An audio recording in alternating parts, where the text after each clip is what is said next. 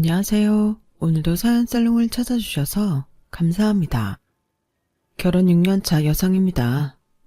모든 불행은 나와 타인을 비교하는 순간 시작된다고 하잖아요.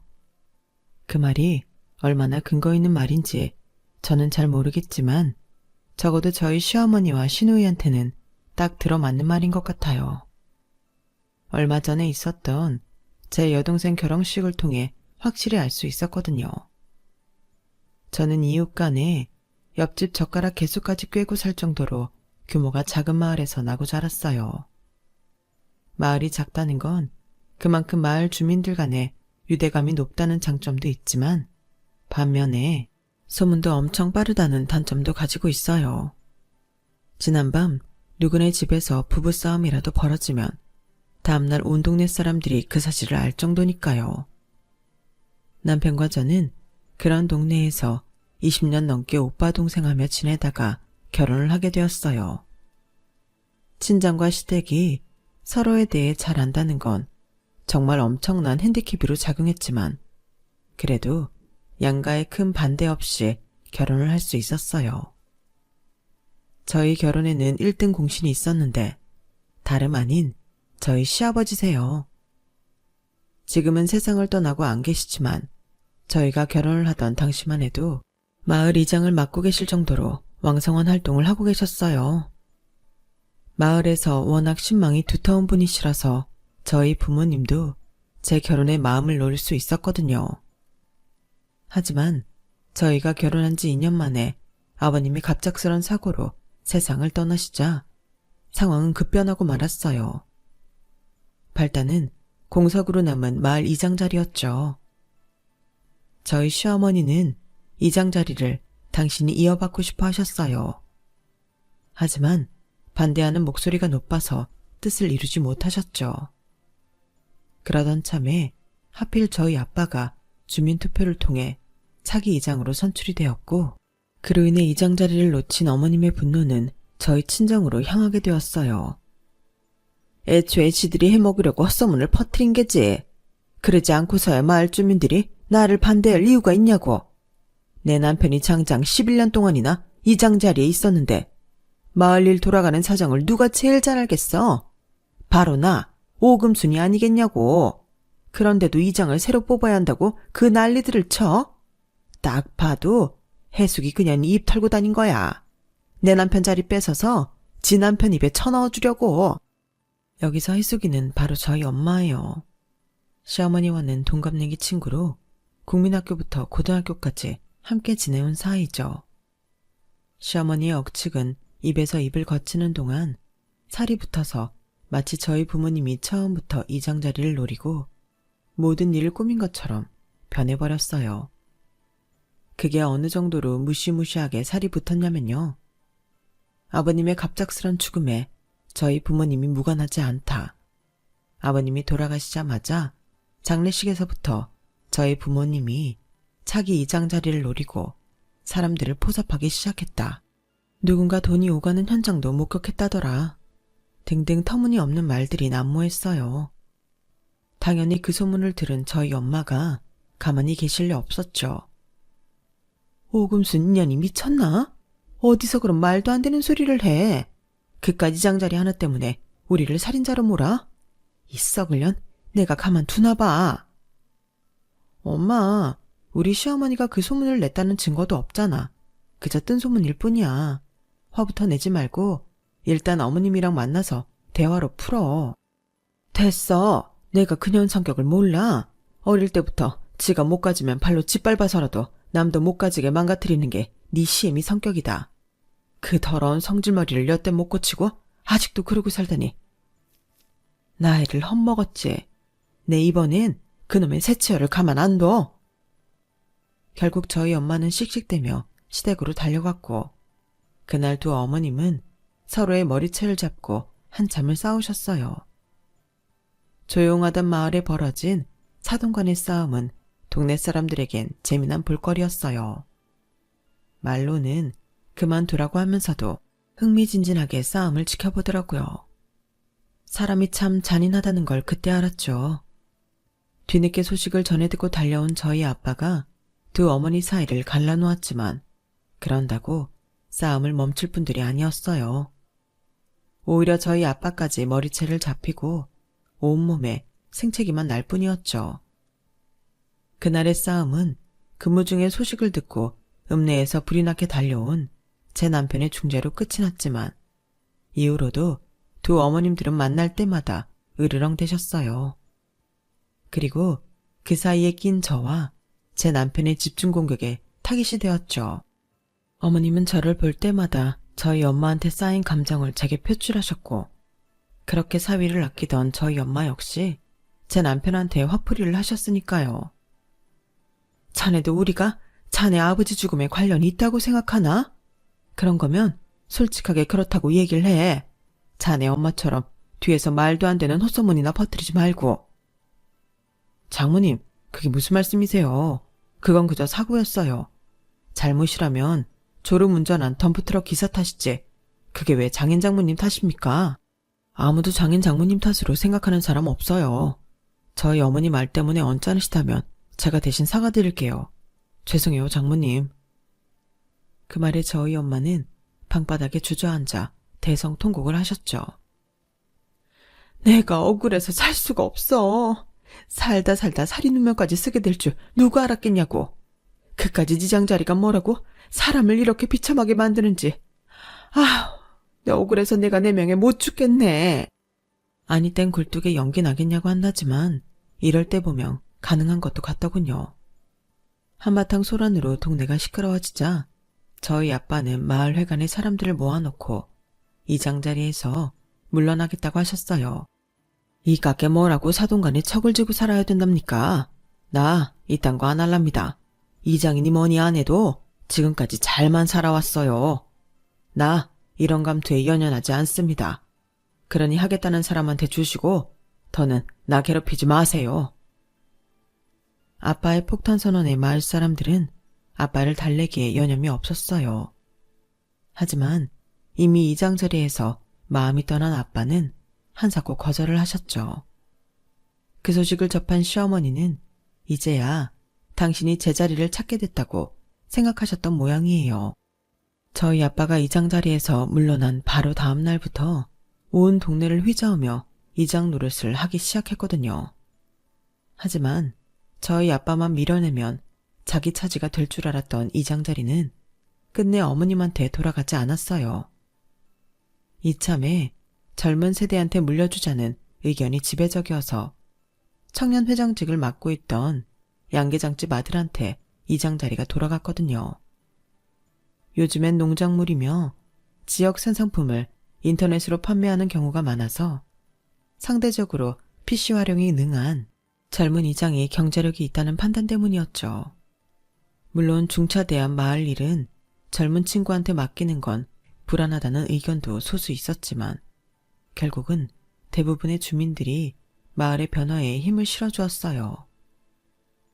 그렇게 탄생한 30대 이장은 저희 아빠를 비롯해 몇몇 마을 어른들의 도움을 받아가며 크고 작은 마을 공동체 사업을 시작했고 그 덕에 마을의 공동수익은 높아졌어요. 당연히 주민들의 호응은 엄청났죠. 딱 한 사람, 저희 시어머니만 빼고요. 어린 놈이 나이 든 노인들 혼을 쏙 빼놨네 그려. 근데 그 수익이 제대로 분배되는 건 맞아? 다들 컴퓨터엔 까막눈들인데 젊은 이장이 어디서 얼마나 빼쳐먹는지 알 게 뭐냐고. 요즘 젊은 애들이 지한테 이득도 없는데 발벗고 나서는 거 봤어? 난 의심해봐야 된다고 생각해. 이장 자리를 뺏긴 것에 앙심을 품고 있던 어머님은 사람들을 만날 때마다 은근히 젊은 이장을 까대기 시작했어요. 처음엔 그러려니 하고 한 귀로 흘리던 사람들도 시간이 지남에 따라 판매 수익이 높고 낮은 집이 구분되면서 조금씩 불만을 터뜨리기 시작했고 그중 몇몇이 저희 어머님 쪽에 붙기 시작했죠. 젊은 이장이 사업을 시작할 때마다 트집을 잡고 강짜를 놓기 시작했어요. 그 바람에 사업 진행이 어려워진 젊은 이장은 저희 아빠를 찾아와 하소연을 하곤 했죠. 아저씨, 저 정말 미치겠어요. 상철이 형 어머님은 왜 그렇게 저를 못 잡아먹어서 안달이래요. 뭔 일만 할라치면 사람들 끌고 와선 트집부터 잡는데 뭔 일을 할 수 없을 정도예요. 제가 엑셀 파일까지 공개하고 자세히 설명을 드려도 무조건 아니래요. 아니, 그럼 제가 더 어떻게 해야 되냐고요. 옆에서 과일을 깎아주며 그 말을 듣던 저희 엄마는 기다렸다는 듯 한마디 거들었어요. 그놈의 여편네 또 지랄이네. 어쩜 하는 짓이 늘 그 모양일까? 동서가 너무 열내지 마라. 그 여편네가 이장 노릇 하고 싶어서 강짜 부리는 거다. 우리 집 양반 이장 됐을 때 기억 안 나니? 우리를 지 남편 잡아먹은 살인자로 둔갑시킨 여자야 그 여자가. 아줌마랑 아저씨가 사람들 잘 구슬려 볼 테니까 넌 신경 쓰지 말고 네 할 일만 열심히 해. 네 덕에 집집마다 수입 늘었다고 얼마나 좋아하는지 아니? 우리도 네 덕에 작년 수입에 배는 벌었다.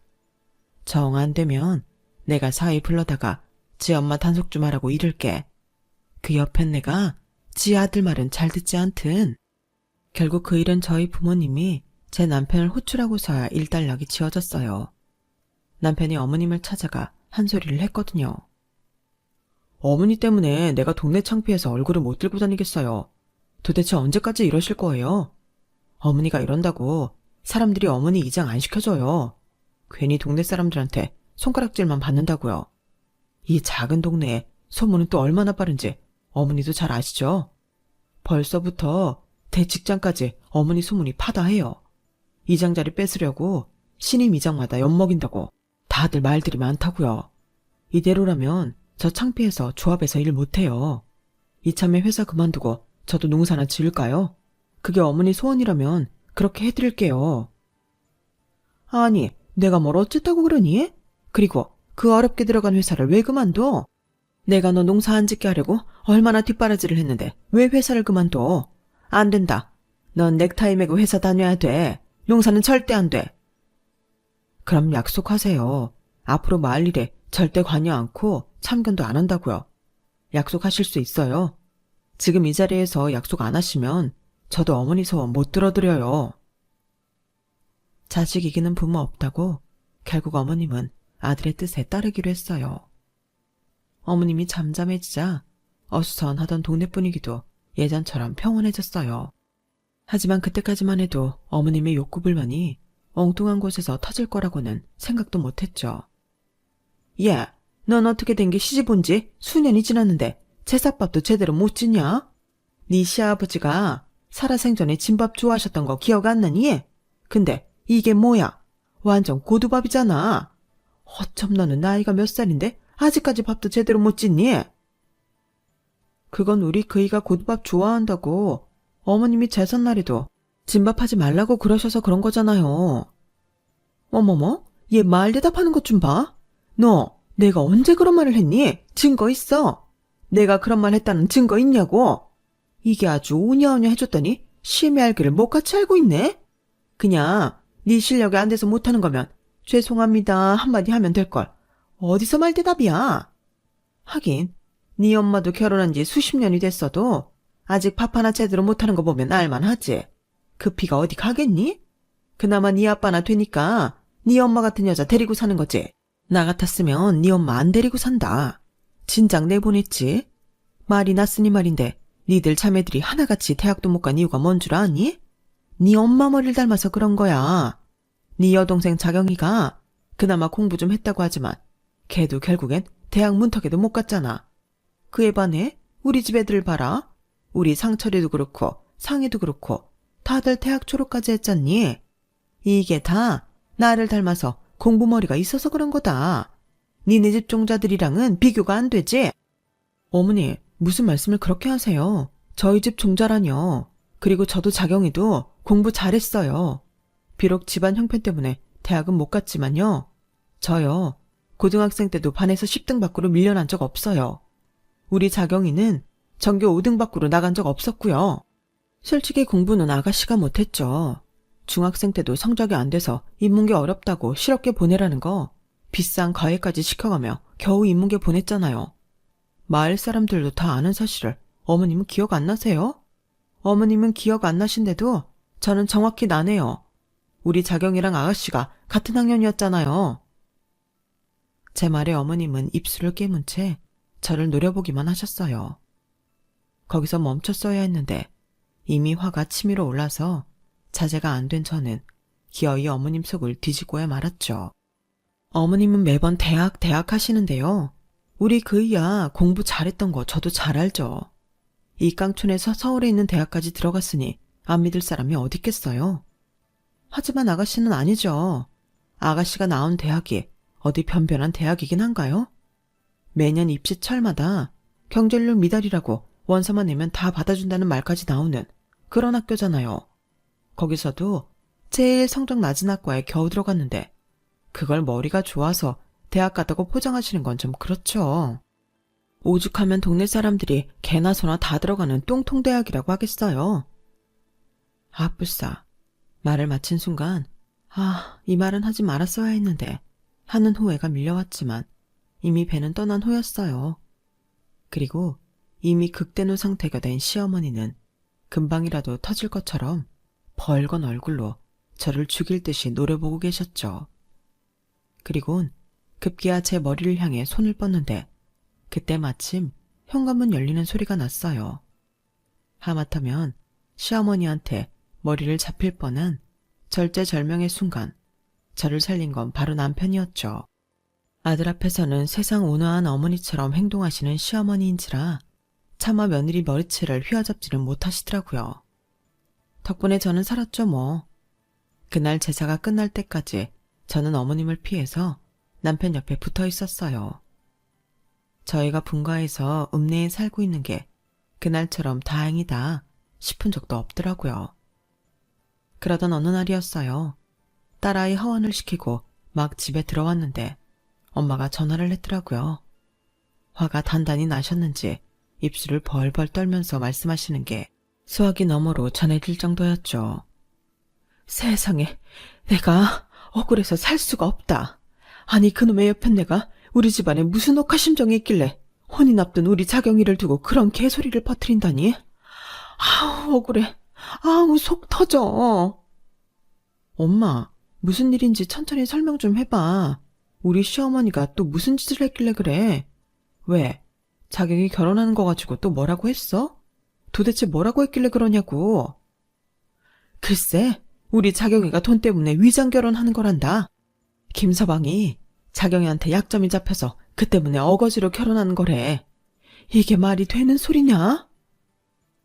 제 여동생이 4년간 사귀어온 남자라 결혼 이야기가 나온 건 지난 봄이었어요. 그때는 그저 제 짝 찾아서 결혼하는 것보다 생각했는데 지난달인가 여동생이 그러더라고요. 예비 신랑이 돈 좀 있는 사람이라서 신혼집을 강남에 있는 유명 빌라에 마련했다고요. 저희야 뭐 강남이나 그 외의 서울 집값이 먼 나라 얘기처럼 들리는 사람들이라 비싸면 얼마나 비싸길래 그러나 했는데 정말 억소리가 절로 나올 정도라고요. 아니, 젊은 사람이 뭔 돈이 있어서 그런 집을 마련했나 했더니 자산이 60억이 넘는다는 거예요. 대학을 중퇴하고 사업을 시작해서 돈을 꽤 벌었다고 하더군요. 그 말을 들은 엄마는 주변 사람들한테 자랑을 했고 그 얘기는 금세 저희 시어머니 귀에까지 들어가게 된 거죠. 안 그래도 저희 집에 감정이 안 좋았던 시어머니가 그걸 보고 가만히 있을 리가 없었어요. 돈 들여 대학 공부까지 시킨 자기 딸은 26이 되도록 취직도 못하고 방구석에서 빈둥거리는데 대학도 못 나온 제 동생이 부자한테 시집을 간다고 하니 속이 좀 꼬였겠어요. 그래선 동네방네 거짓 소문을 퍼뜨린 거였죠. 제 동생이랑 예비 신랑이 만난 장소가 룸사롱이었다거나 남녀가 거기서 만날 일이 뭐가 있겠느냐. 서울에서 조신하게 직장생활을 한다던 제 동생이 룸사롱에서 일했던 게 아니겠냐는 말도 안 되는 추측부터 제 동생이 남자 쪽 치부를 감춰주는 대가로 1년간 위장 결혼을 하기로 한 거라는 둥, 1년 뒤 이혼할 때 1억을 받기로 했다는 세세한 내용까지 모르는 사람이 들으면 믿고도 남을 스토리였어요. 둘째 딸 결혼을 앞둔 엄마가 그 소문을 듣고는 얼마나 기가 막혔겠어요. 안 그래도 공부 잘하는 딸을 집안 형편 때문에 대학도 못 보낸 것도 미안한 판에 이런 말도 안 되는 소문에 휘말리게 했으니 말이에요. 내가 못 산다, 못 살아. 그놈의 여편네 때문에 내가 내 명에 못 죽지. 하다 이제는 자식 혼사까지 망치려고 들다니. 이게 자식 가진 사람이 할 짓이냐고. 내 이놈의 여편네 이번엔 가만히 안 둔다. 가서 입을 찢어놓든 혀를 뽑아버리든 무슨 수를 써야지 안 되겠다. 전화를 받고 친정에 달려가 보니 자리 보전하고 누워있던 엄마는 불쑥불쑥 화가 치밀어 오르는지 한 번씩 벌떡벌떡 일어나 시어머니를 잡으러 간다고 난동을 부리셨어요. 그러자 지금까지 표정 변화 없이 무표정으로 앉아 계시던 아빠가 벌떡 일어나 뛰쳐나가셨어요. 예, 네 아빠 잡아라. 네 아빠 이러다 사고친다. 저 양반 화나면 물불 안 가리는 사람이잖니. 어서 가서 잡어. 지금껏 시어머니를 죽이니 살리니 했던 엄마는 오히려 저희 아빠가 사고칠 걸 염려해 제 등을 떠미셨어요. 저희 아빠는 평소 수더분하고 사람 좋기로 유명하신 분이시긴 한데 한번 화가 나면 정말 무서운 분이시거든요. 모르긴 해도 이대로 저희 시댁에 달려간다면 분명 큰 사고가 날 게 뻔했어요. 그래서 얼른 시어머니한테 대문 잠그라고 전화를 했죠. 그랬더니 시어머니가 콧방귀를 뀌곤 전화를 끊으시더라고요. 그래서 남편한테 전화해 상황 전달을 했어요. 저 대신 어머님께 잘 좀 말해보라고요. 제 말은 안 믿어도 당신 아들 말은 믿겠지 싶었어요. 그리곤 시댁으로 달려갔는데 이미 철 대문이 박살이 나 있더라고요.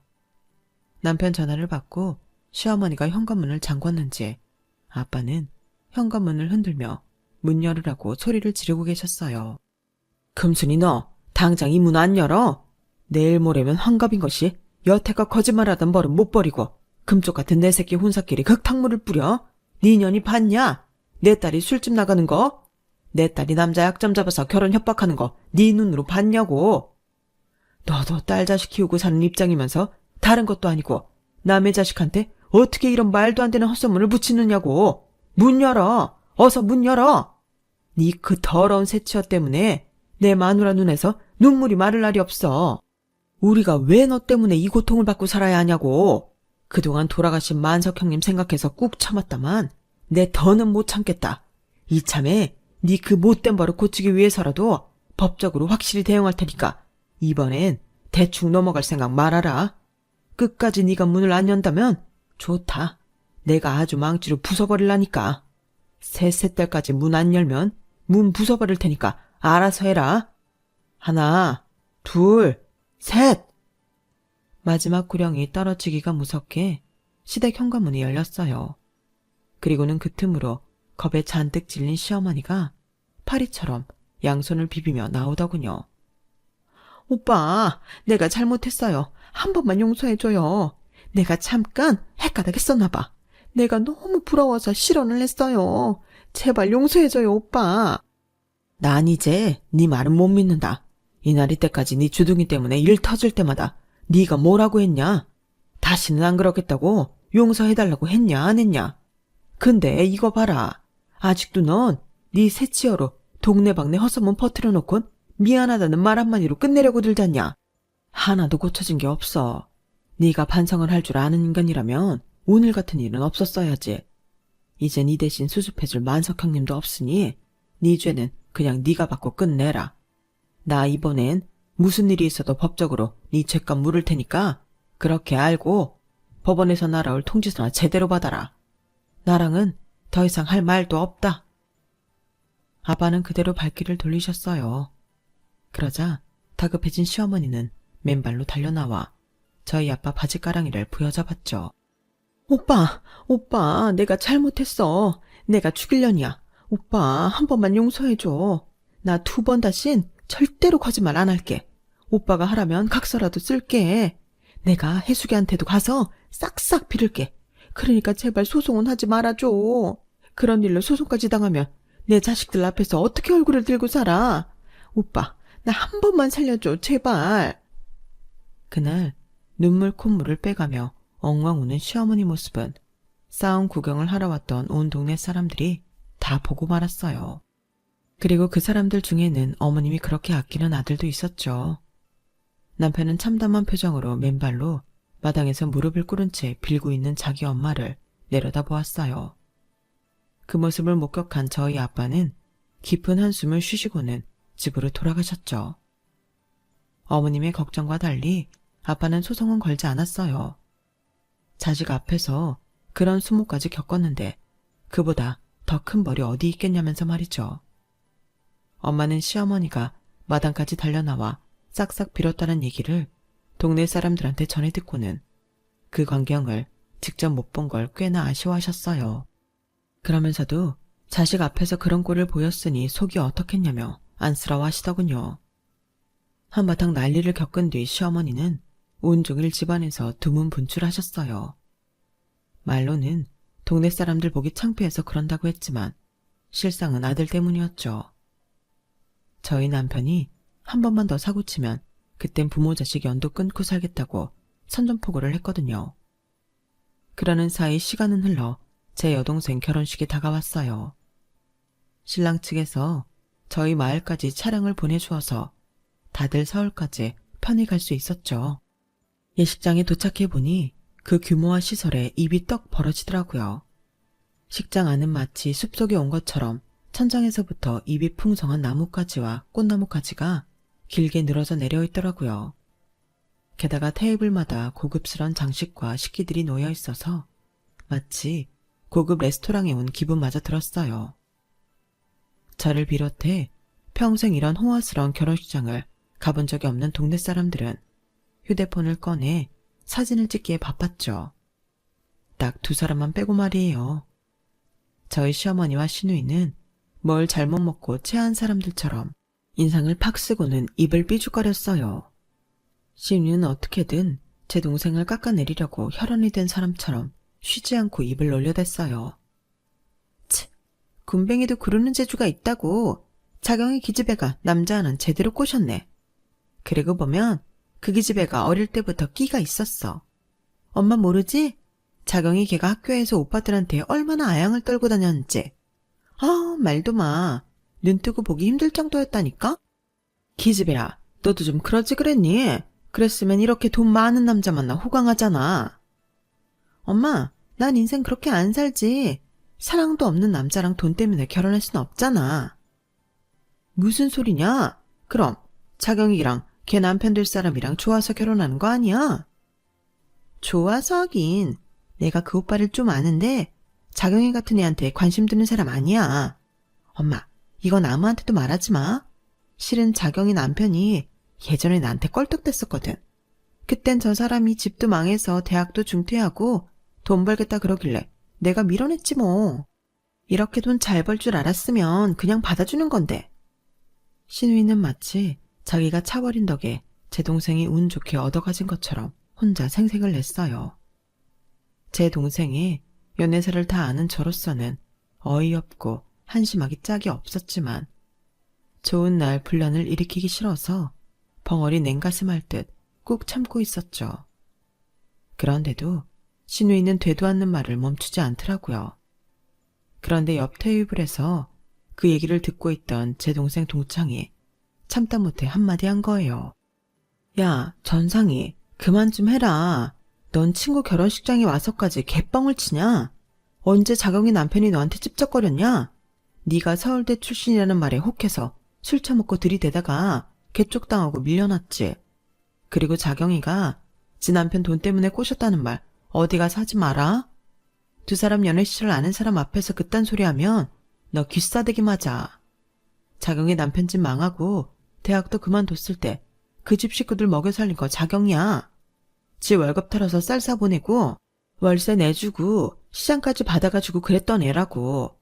자경이 신랑 회사 일 잘 돼서 돈 번 후에도 자경이네 시집 식구들이 먼저 나서서 결혼 빨리 하라고 닥달했어. 뭘 알고나 따를 것이지. 지금도 자경이 시어머니가 자경이한테 얼마나 잘해주시는지 아냐? 어려울 때 자기 식구들 건사해준 착한 며느리라고 결혼할 때 혼수로 젓가락 한 짝도 가져오지 말라고 하셨다더라. 근데 뭐가 어쩌고 저째? 하긴 맨날 방구석에서 하는 일도 없이 뭉개고 있는 네가 그런 허무맹랑한 스토리라도 안 지어내면 무슨 낙이 있겠냐. 근데 그런 것도 정도껏 해야지. 친구 결혼식장에 와서까지 그런 식으로 주둥이를 털면 되겠니? 나이를 먹었으면 제발 나이값을 좀 해라. 너 그러고 살면 나중엔 자식 보기 창피하지 않겠냐? 동창의 말에 신우이는 얼굴이 새빨갛게 달아올라서는 도망치듯 결혼식장을 빠져나갔어요. 그건 저희 시어머니도 마찬가지였죠. 비는 못 속인다고 어쩌면 시어머니랑 하는 짓이 그리 똑같은지. 그러고 보면 유전자의 힘은 참 놀라운 것 같아요. 다행히 제 여동생 결혼식은 무사히 잘 끝났어요. 사부인께서는 착하고 예쁜 따님을 며느리로 주셔서 감사드린다며 몇 번이나 저희 부모님께 감사 인사를 하셨어요. 그리고 예식장을 찾아준 저희 마을 사람들한테도 답례 선물로 발 마사지기를 하나씩 선물로 보내주셨죠. 그 덕에 저희 엄마는 동네 사람들 앞에서 어깨를 쫙 펴고 다닐 수 있었어요. 딸 자식 덕분에 이게 웬 호사냐며 엄청 좋아하시면서요. 양지가 있으면 음지가 있다고 저희 엄마와 달리 제 시어머니는 동네에서 입지가 더욱 좁아졌지 뭐예요. 결혼식 날 식장을 빠져나간 어머님과 시누이가 화장실에서 제 친정 부모님과 제 동생 흉을 보는 걸 동네 사람이 본 탓이었죠. 같은 동네 사람으로서 그 좋은 날 축하는 못해줄 망정 결혼하는 사돈처녀 앞날에 저주를 퍼붓더라며 온 동네에 소문이 난 탓에 한동안 밖에 다니지도 못하게 되었어요. 그 소문을 들은 저희 엄마는 사람은 고쳐 쓰는 게 아니라며 저희 시어머니는 관뚜껑 닫힐 때까지도 그 버릇 못 고치고 남의 흉을 볼 거라며 혀를 끌끌 차시더군요. 그러고 보면 시어머니와 시누이는 자신의 인생을 돌볼 생각은 않고 자신과 타인과 비교하면서 손수 지옥을 만들어 나가는 것 같아요. 길어야 100년도 못 사는 인생인데 이제는 좀 남의 인생이 아닌 자신들의 인생에 집중하기를 바랄 뿐입니다. 지금까지 제 사연을 들어주셔서 감사합니다. 들어주신 분들 사랑하는 가족들과 행복하세요. 여러분, 사연 댓글의 응원과 현명한 조언 부탁드려요. 좋아요와 구독은 저에게 큰 힘이 됩니다. 오늘도 좋은 일 가득하세요.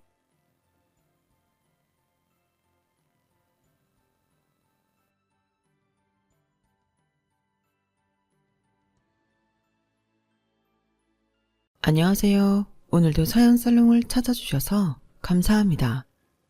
최근에 이혼을 하고 돌싱이 된 30대 여성이에요. 세상에는 못된 사람들이 참 많더라고요. 특히 남의 불행을 이용해 자기 배를 채우려는 인간들이요. 하필 제가 만났던 남자가 바로 그런 부류의 인간이었어요. 연애 기간을 포함해 5년 넘게 살보비며 살아왔지만 일면식도 없는 남보다 못한 인간인 줄은 몰랐네요. 부모님이 이혼하신 이후로 누군가에게 사랑을 받아본 적이 없던 저는 저 좋다는 남편이 그렇게 고마울 수가 없었어요. 비록 나는 반쪽짜리 가정에서 자랐지만 내 자식만큼은 온전한 가정에서 부모 사랑 듬뿍 받고 자라게 하려고 부단히 노력을 했는데 그런 마음이 오히려 제 발목을 잡고 말았네요. 저희 부모님은 제가 초등학교 6학년이 되던 해 이혼을 하셨어요. 사실 두 분 사이는 이미 오래전에 남보다 못한 사이가 되어버렸지만 어떻게든 가정을 지키려는 엄마의 노력으로 수년을 더 버텨온 셈이었죠. 저희 아빠는 밖에서는 한없이 멋지고 선량한 사람이었지만 집에서는 가족들에게 욕설과 폭력을 일삼는 못난 폭군이었어요. 야, 반찬이 이게 뭐야? 넌 집구석에서 하는 일도 없이 빈둥거리면서 내가 벌어다 준 돈은 다 어디다 쓰고 이따위 풀쪼그레만 상에 올리는 거야? 너 남자 생겼냐? 내가 준 생활비 빼다가 딴 놈 아가리에 쳐넣어주고 있는 거 아니냐고. 여보, 무슨 말이 그래요? 나한테 남자가 어딨어요? 애 듣는 데서 그런 말 좀 하지 말아요. 반찬이 부실한 건 죄송해요. 내일부터는 신경 쓸게요. 하, 이게 아주 말 돌리는 거 봐라. 네 눈에는 내가 지금 철부지 애처럼 반찬 투정이 나는 걸로 보여. 난 지금 네 태도에 대해 훈계하는 거잖아. 무릎 꿇어. 당장 무릎 꿇고 빌라고. 아빠는 제가 보는 앞에서 기어이 엄마 멱살을 쥐고 바닥에 무릎을 꿇렸고 30분이 넘게 폭언을 쏟아내며 광분했어요. 엄마한테 남자가 생긴 게 아니냐고 윽박질렀지만 실상은 아빠가 바람을 피우고 있었으면서요. 아빠는 평소에도 자기 기분이 안 좋으면 말도 안 되는 이유로 엄마를 괴롭혔고 그런 아빠 때문에 저랑 엄마는 아빠 앞에선 늘 겁에 질려 있었어요. 그러다 언제부턴가 엄마한테 집요하게 이혼을 요구했고 결국 엄마는 이혼 서류에 도장을 찍고 말았어요. 돈은 필요 없으니까 우리 유정이만 데리고 나가게 해줘요. 야, 내 새끼를 왜 네가 데려가? 그리고 돈 한 푼 없는 게 애를 어떻게 키우겠다고 난리야? 변변한 친정도 없는 게 뭘 믿고 까부냐고. 좋은 말 할 때 순순히 나가라. 험한 꼴 보기 싫으면. 10년 가까이 부부로 살았으면서 아빠는 엄마한테 일말의 애정도 없었던 건지 모질게 굴며 집에서 내쫓았어요. 그리고 얼마 뒤 젊은 여자가 갓난아이를 데리고 집으로 들어오더군요. 아빠가 집요하게 이혼을 요구했던 이유가 바로 이거였죠. 내연녀가 아빠 아들을 출산했기 때문이었어요. 쫓겨난 엄마는 그 후로 몇 번이나 집에 찾아와 저를 데리고 가겠다고 울면서 사정했지만 그럴 때마다 아빠가 폭력을 휘두르며 엄마를 쫓아냈어요. 그러다 언제부턴가 엄마 발길이 끊기고 말았죠. 유정이 너 아빠 말 잘 들어. 네가 아빠 몰래 엄마 만나면 그땐 아빠가 가만 안 있을 거야. 네 엄마가 곱게 새 인생 살게 하고 싶으면 엄마 만나지 마. 애 딸린 이혼녀로 사는 게 쉬운 줄 아니? 애 키우는데 들어가는 돈이 얼만데. 그러니까 아빠 말 들어. 그게 네 엄마를 위하는 길이니까. 그때는 바보같이 아빠 말을 그대로 믿었어요. 나 때문에 엄마가 힘들지 않게 하려면 나만 꾹 참으면 된다고 생각했거든요. 새엄마도 아빠도 저한테는 관심이 없었어요. 새엄마가 낳은 늦둥이 아들한테 푹 빠져 있었으니까요. 제가 대학에 들어가고 학교 기숙사로 거처를 옮길 때까지도 저는 누구한테도 관심받지 못한 채 살았어요. 집에서는 늘 없는 듯 조용히 살아야 했거든요. 식구들 모두가 마치 제 존재를 자기 행복을 위협하는 방해꾼처럼 여기는 것 같아서 스스로 움츠리고 살아야 했어요. 대학에 들어가고 기숙사 생활을 하면서 그때 처음으로 사는 것 같이 살 수 있었어요. 저랑 같은 방을 쓰는 룸메이트가 성격도 좋고 밝은 아이라서 제 또래 여대생들처럼 평범하게 살아볼 수 있었거든요. 유정아, 이 틴트도 발라봐. 넌 얼굴도 예쁜 애가 왜 화장을 안 하니? 이래서야 남자친구 만들 수 있겠어? 초중고 시절에 죽어라 공부한 이유가 뭐겠니? 대학에 들어와 실컷 놀아보려고 그런 거지. 그런 의미에서 나랑 소개팅 안 나갈래? 소개팅? 나 그런 거 관심 없는데. 장학금 따려면 학점 관리하는 것만 해도 벅차거든. 야, 넌 집도 잘 사는 애가 왜 그렇게 장학금에 목을 거냐? 저번에 기숙사로 니네 아빠 온 거 보니까 차도 엄청 비싼 수입차던데. 설마 장학금 못 땄다고 네 등록금 안 내주시겠니? 친구 말 맞다나 사실 등록금 걱정은 없었어요. 아빠가 제게 관심이 없긴 해도 학비는 제대로 내주시는 분이었으니까요. 사는 형편도 남들보다 나았으면 나았지 절대 부족하지 않았고요. 하지만 제가 싫었어요. 괴물 같은 아빠가 내주는 돈으로 사는 게 너무 자존심 상하고 싫었거든요. 그래서 어떻게든 등록금과 제 용돈 정도는 내 힘으로 마련하고 싶었어요. 장학금을 따고 과외랑 아르바이트를 하며 용돈을 벌자니 늘 잘 시간이 부족할 지경인데 소개팅까지 나갈 여력이 있을 턱이 없었죠. 하지만 친구는 그런 저를 기어이 끌고 소개팅에 나갔어요. 어거지로 끌려나간 자리였지만 막상 나가보니 나쁘지만은 않더라고요. 여중 여고를 나온 탓에 한 번도 남학생과 가까이 마주 앉아본 적이 없었는데 그래서 그런가 기분이 참 간질간질 하더라고요. 커피를 마시면서 대학 생활에 대한 이런저런 얘기를 나누고 영화도 보고 홍대에 가서 공연도 보는 내내 나도 모르게 신이 났어요. 누군가에게는 사소한 일상일지 모를 이런 것들이 제게는 가슴 설레는 일탈 같았거든요. 그 후로도 친구를 따라 소개팅도 나가고 친구 권유로 영화 동아리에 가입해 동아리 사람들과 영화를 보러 다니고 방학 때는 직접 단편 영화도 찍어보기도 했어요. 다들 학생 신분이라 돈은 없었지만 번뜩이는 아이디어와 발품을 팔아가며 나름 열심히 만들었죠. 완성작은 사실 그닥이었어요. 따로 조명도 쓰지 않아서 밤신의 경우는 너무 어두워서 인물 표정이 보이지도 않았고 전용 녹음기기를 사용하지 않아서 음향은 정말 꽝이었죠. 하지만 그래도 좋았어요. 우리 손으로 무언가를 만들어냈다는 자부심이 있었거든요. 동아리 생활을 하면서 총 6편의 영화를 만드는 동안 저는 전과는 많이 달라졌어요. 내성적이었던 성격도 나름 외향적으로 변해갔고 무엇보다 사람들과 어울리는 게 어렵지 않아졌죠. 그렇게 눈코 뜰 새 없이 바쁘게 지냈던 대학생활이 끝나고 저도 취준생이 되었어요. 바쁜 와중에도 장학금을 따려고 학점 관리를 해왔던 덕에 꽤 괜찮은 기업에 원서도 넣을 수 있었어요. 하지만 평범한 직장인으로 살고 싶지는 않더라고요. 그래서 택한 곳이 광고회사였어요. 실은 영화사에 들어가고 싶었지만 아빠가 반대를 하셔서 차선으로 선택한 게 광고회사였죠. 다행히 졸업과 동시에 입사시험에 합격한 저는 24살이 되던 해 사회인이 되었어요. 제가 취직턱을 내려고 영화 동아리 사람들을 불러 모았던 날 제 룸메이트였던 친구가 그러더라고요. 미안, 실은 그동안 나 니네 아빠 끈아플 노릇했어. 너 기숙사에 들어오던 날 니네 아빠가 날 불러서 그러시더라고. 매달 용돈 보내줄 테니까 너 좀 데리고 놀아달라고. 네가 니네 아빠 싫어하는 건 아는데 내가 보기엔 너희 아빠가 널 많이 아끼시는 것 같더라. 그러지 않고서는 돈까지 주면서 자기 딸이랑 놀아주라고 하진 않을 거 아냐. 그럼 넌 돈 때문에 나랑 친구가 된 거야? 그런 거냐고. 처음엔 돈 때문에 너한테 접근한 거 맞아. 근데 시간이 지나면서 너랑 친해지고 나니까 죄책감이 들더라. 그래서 니네 아빠 찾아가서 더는 못하겠다고 말했어. 용돈도 안 받겠다고 했고.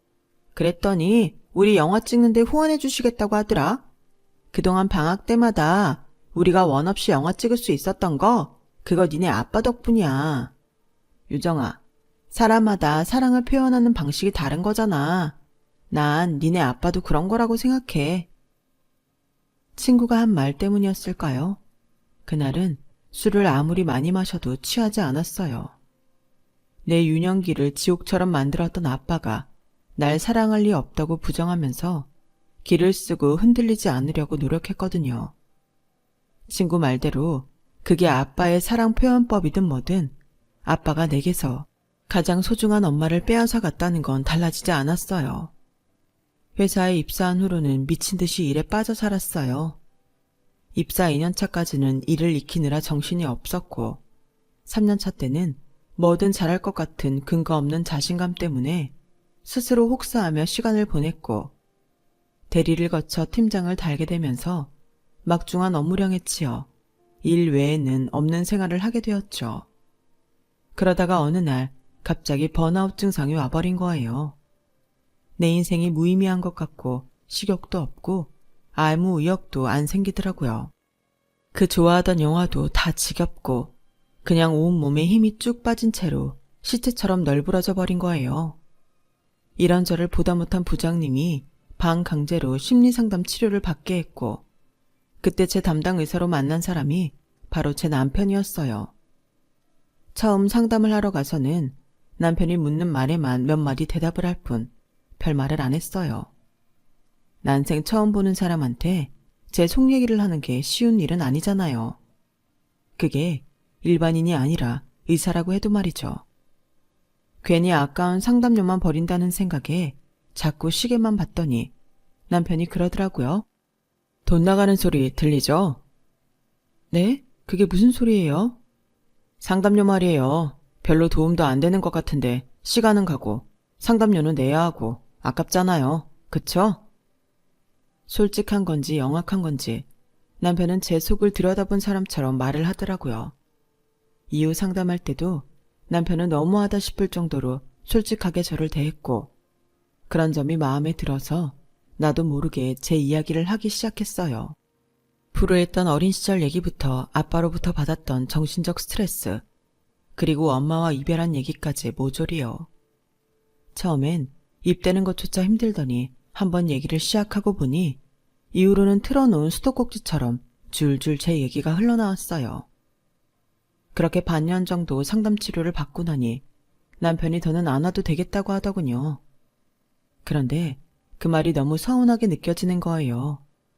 그래서 입술을 꽉 깨물고 고개를 숙이고 있었더니 남편이 다가와 그러더라고요. 이제 상담실에서 내 환자로 말고 밖에서 애인으로 만나고 싶은데 유정 씨는 어때요? 그 말은 마치 사막에서 오아시스를 만난 것처럼 제 숨통이 트이게 했어요. 그렇게 남편과 저는 의사와 환자의 관계를 끝내고 연인 사이가 되었고 2년간 연애를 한 뒤 결혼을 하게 되었어요. 남편을 데리고 아빠 집으로 가는데 발이 잘 안 떨어지더라고요. 대문 앞에서 초인종을 누르려는데 손이 어찌나 떨리던지. 그런 제 모습을 본 남편은 제 눈을 똑바로 바라보며 말했어요. 유정아, 겁낼 거 없어. 내가 네 옆에 있잖아.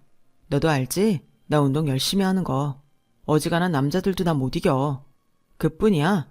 이런저런 환자들 상대하느라 말빨도 좋다. 너도 내 말빨에 넘어왔잖아. 안 그래? 능글맞게 웃으며 제 기분을 살펴주는 남편. 그 모습에 그제야 안심이 되더라고요. 그래, 이 남자가 내 옆에 있는데 내가 뭘 두려워하냐. 그런 생각이 들어서 자신 있게 초인종을 누를 수 있었어요. 대학에 들어가던 해 집을 나와 10몇 년이 흐른 뒤에 돌아온 본가는 전과는 많이 변해 있었어요. 그 사이 리모델링을 했는지 집 구조도 조금 달라졌고 인테리어는 예전 모습을 찾아볼 수 없을 정도더라고요. 꼬맹이였던 배다른 동생은 턱 밑에 거뭇거뭇한 수염이 났을 정도로 건장한 사내가 돼 있었어요. 젊고 하얗던 새엄마는 어느덧 중년 여성이 되어 있었죠. 그리고 그렇게 크게만 느껴졌던 아빠는 전보다 많이 왜소해져서 폭군의 이미지라기보다는 인상 좋은 중년의 아저씨처럼 보이더라고요. 그날 아빠는 제 남편과 술잔을 기울이며 이런저런 말씀을 하셨어요. 대부분의 대화 내용은 경제와 정치 관련 얘기라서 굳이 이런 얘기를 꼭 들을 필요가 있을까 생각하던 차 아빠가 잠시 뜸을 들이시더니 어렵게 말을 꺼내시더라고요. 우리 유정이 잘 부탁하네. 내가 주지 못한 사랑이 많아서 많이 외로웠을 거야. 미안하지만 살면서 자네가 나 대신 채워주게. 순간 나도 모르게 입술을 꽉 깨물었어요. 안 그랬다간 눈물이 흘러내릴 것 같았거든요.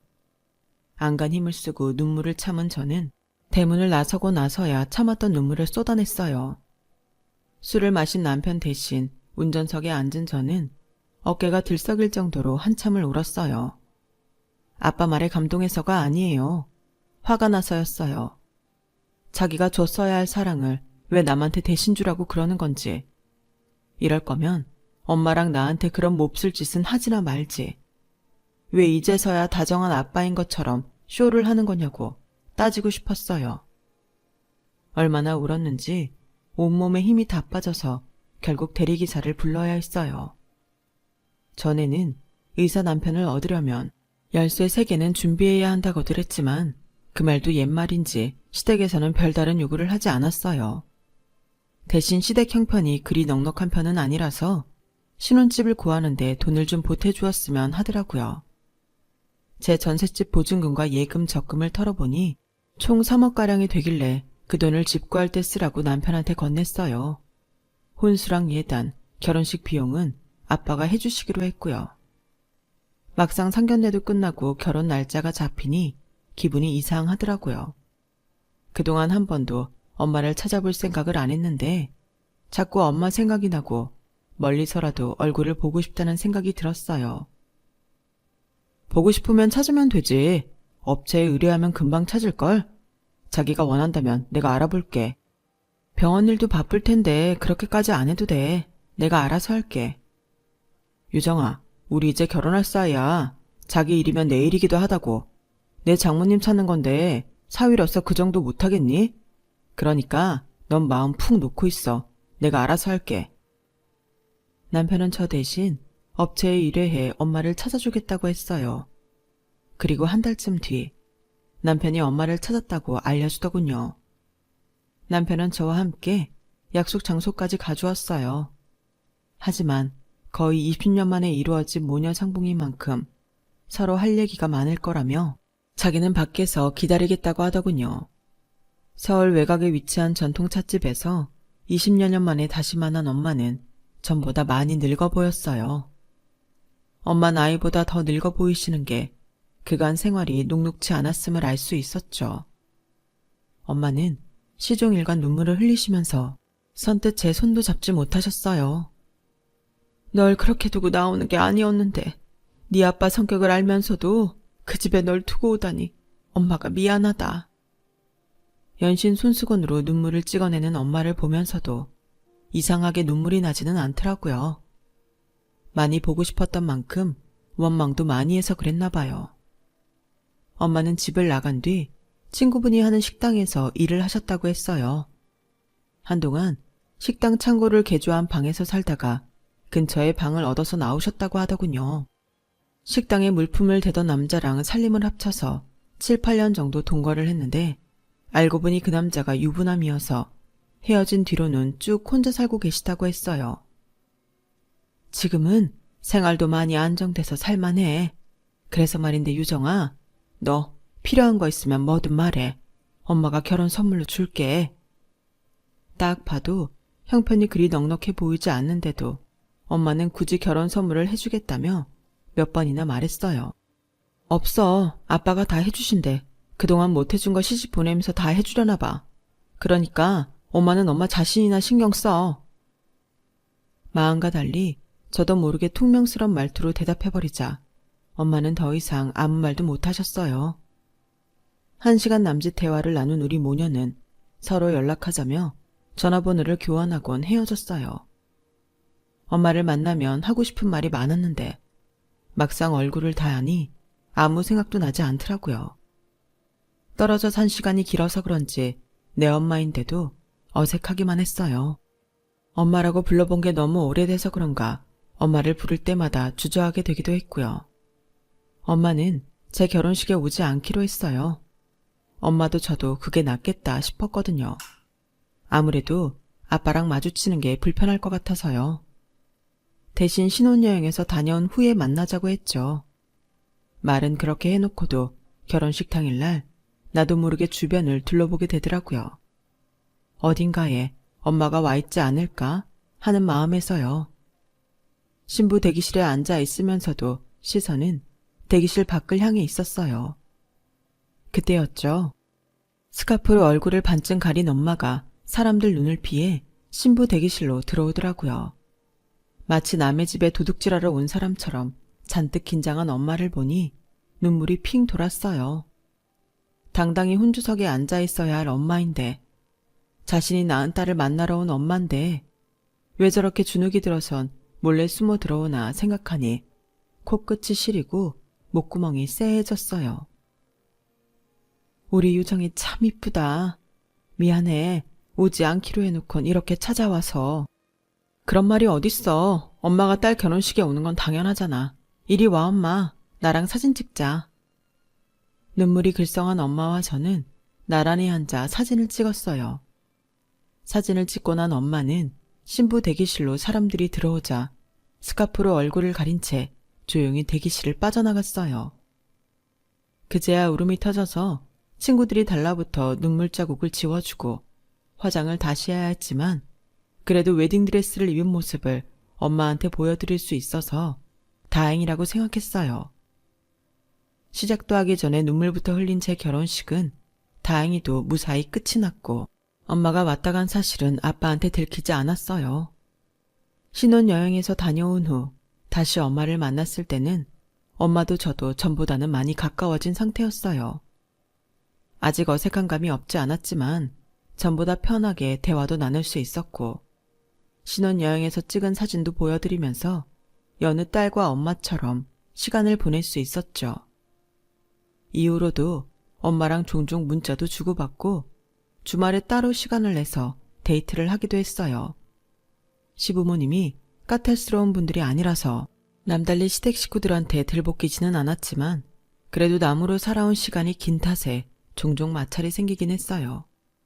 특히 요리와 살림을 하는 부분에 있어서 알게 모르게 시어머니가 제 아킬레스건을 슬쩍슬쩍 건들곤 하셨거든요. 아니, 그 나이 먹도록 나물도 제대로 못 무치니? 하긴 결혼식 날 안 사돈을 보니 너한테 살림을 가르쳤을 리 만무하더구나. 집안 살림한다는 여자가 손톱을 그렇게 길게 하고는 시뻘건 매니큐어까지 바르고 안 봐도 뻔하지. 그런 새엄마 밑에서 자라 이런 걸 누굴 탓하겠니? 말끝마다 제 아픈 곳만 찾아서 후벼 파는데 순간순간 화가 나기는 했지만 꾹 참고 넘어가곤 했어요. 그리곤 친엄마와 통화를 하거나 만났을 때 시어머니 흉을 보곤 했죠. 시어머니들은 다 그래. 난 뭐 네 할머니한테 안 당했는 줄 아니? 말끝마다 없는 집에서 자라 보는 눈도 없고 할 줄 아는 것도 없다며 얼마나 타박이셨는데 그럴 때마다 친정엄마 없는 게 그렇게 서러울 수가 없었다. 내 딸은 그런 꼴 안 당하게 살게 해주고 싶었는데 엄마가 미안해. 그게 왜 엄마 탓이야? 따지고 보면 다 아빠 탓이지. 내가 엄마한테 시어머니 얘기하는 건 엄마 미안하라고 그러는 게 아니야. 내 편 들어줄 사람이 필요해서 그러는 거지. 이런 일에 엄마 아니면 누가 내 편 들어주겠어? 아무리 그이가 내 편이라고는 해도 자기 엄마 흉보는데 내 편 들어줄 리 만무하잖아. 근데 엄마, 요즘 얼굴이 왜 그렇게 까칠해? 아까 식당에서 보니까 밥도 잘 못 먹는 것 같고 혹시 어디 아픈 데 있어? 엄마는 며칠 전에 삼겹살을 먹은 게 체했는지 속이 안 좋아서 그렇다고 했어요. 그래서 그저 가볍게 넘겼는데 돌이켜보니 그래서는 안 되는 거였어요. 그 후로도 엄마를 만날 때마다 엄마는 식사하시는 걸 버거워하셨고 살도 많이 빠지고 얼굴도 많이 검어진 게 병색이 뚜렷하게 드러나기 시작했죠. 그래서 반강제로 건강검진 예약을 하고 엄마와 함께 병원에 갔는데 생각지도 못한 대장암 판정을 받은 거예요. 부랴부랴 엄마를 입원시키고 남편한테 알렸어요. 과가 다르긴 하지만 같은 의사니까 저보다는 더 잘할 것 같았거든요. 그런데 유정아, 너 뭔가 착각하는 모양인데 네가 이러는 거 나 솔직히 이해가 안 간다. 그분이 널 낳아준 생물학적 친모이긴 하지만 널 버리고 떠난 사람이야. 냉정하게 들릴지 모르지만 이젠 남이라고. 근데 왜 이렇게 집착하는데? 암 걸렸으면 치료하라 그래. 담당 의사가 수술하라고 하면 하고 약물 치료하자고 하면 되는 거야. 20년 넘게 혼자 알아서 산 사람인데 자기 병도 알아서 하겠지.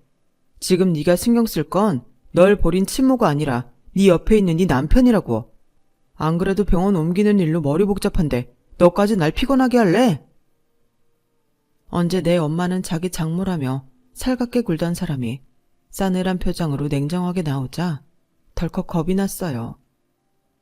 자기야, 나한테 엄마가 어떤 사람인지 알면서 무슨 말을 그렇게 냉정하게 해?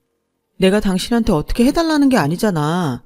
난 그저 당신은 의사니까 그래도 나보다 더 잘 알 것 같아서 조언을 구하려던 거였어. 그뿐이야. 그게 그렇게 당신을 피곤하게 만드는 일이라면 알았어. 더는 말 안 꺼낼게. 그리고 병원을 옮기다니? 갑자기 왜? 병원에서 무슨 일 있었어? 남편은 한숨을 푹 쉬더니 제 손을 잡고는 나직하게 말했어요. 유정아, 너 나 믿지? 네가 보기에 나 꽤 능력 있는 의사 맞지? 너도 나한테 상담 치료받고 번아웃 이겨냈잖아. 이때까지만 해도 남편이 무슨 말을 하려고 이러나 싶었어요. 그런데 이어지는 말을 들어보니 남편이 원하는 바가 뭔지 알겠더라고요. 남의 병원에서 일하는 거 더는 못하겠어. 동기들도 그렇고. 다들 자기 병원 차리는 데는 이유가 있다는 거지. 아, 나도 돈만 있으면 내 병원 차려서 독립하는 건데 어디 동거할 데 없나? 유정아, 넌 어떻게 생각해? 어떻게 생각하긴 독립을 하고 싶어도 우리한테 그럴 돈이 없잖아. 일단 돈 모을 때까지는 어쩔 수 없지. 그래, 우리한테 돈이 없지. 근데 장인어른한테는 좀 있지 않을까? 까놓고 말해서 나도 나름 의사인데 우리 결혼할 때 너희 집에서 제대로 해준 것도 없잖아. 내 동기들 중에 아무것도 못 받고 이렇게 결혼한 거 나밖에 없어. 지금이라도 네가 장인어른한테 말 좀 잘해주면 안 될까? 큰 규모 아니면 돈도 그렇게 많이 안 들 것 같은데 말이야. 내 엄마가 암에 걸렸다는데도 남의 집 얘기하는 듯 하더니 당장 급하지도 않는 자기 개원하는 일은 어찌나 닥달을 하던지 저야말로 골치가 아플 정도였어요. 남편뿐만 아니라 얼마 뒤부터는 시댁에서도 저를 달달 볶아대기 시작했죠. 예, 너는 결혼한 지 3년이 다 돼가는데도 애도 못 가지면 미안해서라도 남편 내조라도 제대로 해야 할 거 아니니? 내 아들은 어떻게 하면 자기 병원 차려서 내 식구들 건사할까 그 걱정인데 넌 걱정도 안 되니? 돈 있는 친정도 쓰면 때로는 이용할 줄도 알아야지. 내가 이런 말 한다고 야속해 할지는 모르겠다만 네 아버지 죽고 나면 그 재산 누가 챙기겠니? 네 새엄마랑 배다른 동생이 챙길 거 아니냐고. 그럴 바엔 일찌감치 네 몫으로 챙겨놔야지. 지금이야 네 아버지한테 손 내미는 거 창피할지 모르겠지만 시간 지나면 잘했다 싶을 거다. 엄마 수술 문제만으로도 정신이 없는 저를 양쪽에서 들고 흔드는데 정말 미치는 줄 알았어요. 그래서 미친 척하고 아빠를 찾아갔어요. 거두절미하고 남편 병원 차리는데 돈 좀 달라고 했더니 새엄마가 눈에 불을 켜고 화를 내더라고요. 얘 봐라. 너 지금 맡겨놓은 돈 찾아가니? 어쩜 그렇게 당당하게 돈을 달래? 그것도 병원 차리는데 돈이 한두 푼이니? 어머 여보, 유정이 제 결혼하더니 이상해진 거 아니에요? 당신도 말 좀 해봐요. 열을 내는 새엄마와 달리 아빠는 무표정으로 아무 말씀도 하지 않으셨어요. 그러자 새엄마는 더는 못 참겠다는 듯이 버럭 질렀어요. 유정이 너 결혼할 때 아파트도 해줬는데 병원까지 바래야겠니? 그 아파트가 얼마짜린데? 자그마치 14억짜리야. 네 남편이랑 네 시부모가 하도 닥달해서 용인 땅 팔아 사줬으면 된 거잖아. 결혼식 비용에 신혼여행비, 네 시댁의 사돈의 팔종까지 줄줄이 예단해다 바치고 했으면 된 거 아니냐고. 도대체 언제까지 들러붙어서 돈 뜯어갈 생각인데? 네? 그게 무슨 소리예요? 저희 아파트 제 돈 3억에 나머지는 그이가 부담해서 산 거예요. 모자라는 건 은행 대출 받았고요. 어머머, 얘 지금 뭐래? 유정아, 너 사기 결혼 당한 거 아니니? 네 남편 개털인데 무슨 돈이 있다고 그 비싼 아파트를 사는데 돈을 대니? 네 시아버지 빚 갚느라 결혼 전부터 은행 대출도 다 막힌 사람인데? 너 정말 그거 몰랐던 거야? 새엄마 말대로라면 저는 사기 결혼을 당한 게 분명했어요. 결혼하고 3년이 다 되도록 매달 은행 대출금으로 남편과 제 월급의 3분의 1을 내고 있었는데 그럼 그 돈은 어디로 간 걸까요? 누가 거짓말을 하는 건지 모르겠어서 일단 남편한테 달려가 물었어요. 그랬더니 인상을 팍 쓰며 되려 성질을 내더라고요. 장인어른 그렇게 안 봤는데 입이 참 가벼우시네. 그새 그걸 너한테 다 말했다니? 그래, 이 집 니네 아빠가 해준 거 맞아. 그럼 내 돈은? 지금까지 매달 들어간 은행 대출금은 그 돈은 다 어디에 쓴 건데? 어디긴 어디겠어. 우리 아버지 빚 갚는 데 썼지. 나 의대 보내느라 뼈 빠지게 고생하신 그분들인데 그 정도 빚은 내가 갚아드릴 수도 있는 거잖아. 안 그래? 따지고 보면 네가 의사 마누라로 살 수 있는 것도 다 내 부모님 덕인데 그깟 돈 몇 푼이 아깝다는 거니?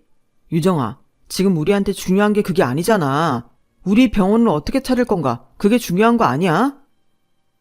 이건 정말 말도 안 통하고 수치심이라곤 1도 없는 인간이더라고요. 더 길게 말을 섞었다간 제가 미쳐버릴 것 같아서 그 길로 집을 나와 엄마가 계신 병원으로 갔어요. 그러면 안 되는 걸 알면서도 아픈 엄마를 붙잡고 그날 있었던 얘기를 하곤 엉엉 우는데 마침 병문안 와 있던 엄마 친구분이 대뜸 그러시는 거예요. 어머? 뭐 그런 개놈의 새끼가 다 있다니? 얘, 네 남편이 네 엄마한테도 돈 뜯어갔어. 니들 결혼식 하기 전에 우리 가게로 찾아와선 신혼집 마련하는데 돈 부족하다고 기어이 네 엄마 전셋집 빼서 1억이나 가져갔다. 니네 아빠가 너 결혼할 때 아무것도 안 해줬다는 말 듣고 네 엄마가 얼마나 울었나 몰라. 근데 그게 다 그놈 거짓말이었어? 아, 세상에. 하소연하러 온 자리에서 저는 기함을 토할 소리를 또 듣고 말았어요. 도대체 이놈의 남편놈은 정신상태가 어떻게 된 놈이길래 내 가족들한테 그렇게 돈을 뜯어갔던 건지. 그런 줄도 모르고 세상에 하나뿐인 내 편이라고 믿고 산 제가 너무 한심하더라고요. 딸 결혼하는데 살 집이 없다는 말에 엄마는 전셋집을 빼서 보증금 중 1억을 제 남편한테 내어주고 정작 엄마는 월세살이를 했더라고요. 그래도 딸 결혼하는데 그 돈이라도 줄 수 있어서 다행이라고 했더니 정말 가슴 찢어지게 아팠어요. 남의 상처를 이용해 그간치 욕심을 채우고 살았던 남편을 생각하니 도저히 용서가 안 되더라고요. 그래서 이혼 전문 변호사를 찾아가 이혼 소송을 의뢰했어요. 그리고 남편이 출근한 틈을 타 집에 있는 남편 물건을 죄다 싸서 시댁에 보내버렸어요. 현관 비밀번호도 바꿨고요. 이삿짐 때문에 시부모님한테 연락을 받은 남편은 득달같이 제게 전화를 했더라고요. 야, 너 지금 뭐 하는 짓이야? 내 짐을 왜 우리 집에 보내? 너 혹시 아파트 팔아서 내 병원 차려줄 생각인 거야? 상황 파악이 안 된 남편은 끝까지 지 좋을 대로 해석하곤 떠들더라고요. 지랄하고 자빠졌네. 야, 내가 네 병원을 왜 차려주냐? 그리고 누가 아파트를 판대? 가지고 있으면 계속 오를 판인데. 내 부모가 해준 아파트니까 나 혼자 살려고 그런다. 너 이 집 사는데 1원 한 푼 안 보탰잖아. 안 그래? 게다가 살림살이 장만한 돈도 내가 준 3억에 비하면 턱없이 부족하고. 그러니 이 집에 네 거는 없다는 얘기 아니니? 돈 한 푼 안 보태고 무의도식하면서 새치 엇바닥으로 권리만 주장하는 널 내가 왜 봐주고 살아야 하니? 안 그래? 유정아, 너 지금 뭐 하자는 거야? 설마 나랑 이혼이라도 하겠단 소리니? 그런 거면 나도 위자료 받아야겠네. 그때까지는 나도 그 집에 살 권리 있는 거 아니야? 재산 분할도 해야 하는데. 그런데 날 이렇게 내쫓아도 되는 거니? 너 판단 잘해라. 나중에 후회하지 말고. 후회? 그건 앞으로 네가 평생 하게 될 거야. 나 이혼 전문 변호사 만나고 왔어. 그간 네가 벌인 짓들 다 말했더니 100% 승소 장담하더라. 애초에 결혼 전에 내 부모한테 받아서 산 아파트라서 재산 분할 같은 건 할 필요도 없겠더라. 그뿐이니? 앞으로 네 월급도 차압당할 거야. 네가 우리 엄마한테 뜯어간 1억에 나한테 받은 3억, 거기다 지난 3년간 아파트 대출금이라고 속여서 뜯어간 내 월급까지 죄다 뱉어내게 될 테니까. 그뿐이니? 너 때문에 정신적 물질적 손해를 본 내가 위자료도 청구할 거거든. 너 이제 어쩌니? 내 돈 갚기 전에는 병원도 못 그만둘 텐데? 병원 개원? 꿈도 꾸지 마, 새끼야. 며칠 뒤 남편은 변호사를 찾아가 상담을 받고 왔는지 그제야 상황 파악이 된 모양이었어요. 어떻게든 저를 구워 삶아 관계를 회복해보겠다고 필사적으로 달라붙더라고요. 그런 악착 같은 모습을 보니 더 정이 떨어지는 악효과만 발생했지만요. 이렇게 시작된 이혼 소송은 이제 판결만을 남긴 상태예요. 당연히 제 승소가 확실시 되고 있고요. 그 사이 엄마는 약물 치료를 시작했고 저와 함께 제 아파트에서 살고 있어요. 다행히 지금 사용하는 약이 효과를 보여서 한시름 놓고 있는 상황이죠. 20여 년간 떨어져 산 모녀 사이지만 함께 산 지 몇 달이 지난 지금은 언제 헤어졌던 일이 있냐 싶을 정도로 지내고 있답니다. 아빠는 엄마한테 지은 죄가 있어서 그런지 집에는 찾아오시지 않고 있지만 엄마 치료비며 병원비를 몰래 대주고 계세요. 결혼 생활도 파탄나고 엉망이 된 제 인생이지만 그럼에도 불구하고 저는 지금의 이런 상황조차도 감사하고 있답니다. 세상 누구도 나를 사랑해주지 않는다고 생각했던 때가 있었지만 지금은 엄마도 되찾았고 아빠 사랑도 조금은 느낄 수 있게 됐으니까요. 다 잃었다가 되찾은 지금의 행복, 앞으로도 충분히 누리며 살고 싶습니다. 지금까지 제 사연을 들어주셔서 감사합니다. 항상 건강하시고 행복하세요. 여러분, 사연 댓글에 응원과 현명한 조언 부탁드려요. 좋아요와 구독은 저에게 큰 힘이 됩니다. 오늘도 좋은 일 가득하세요.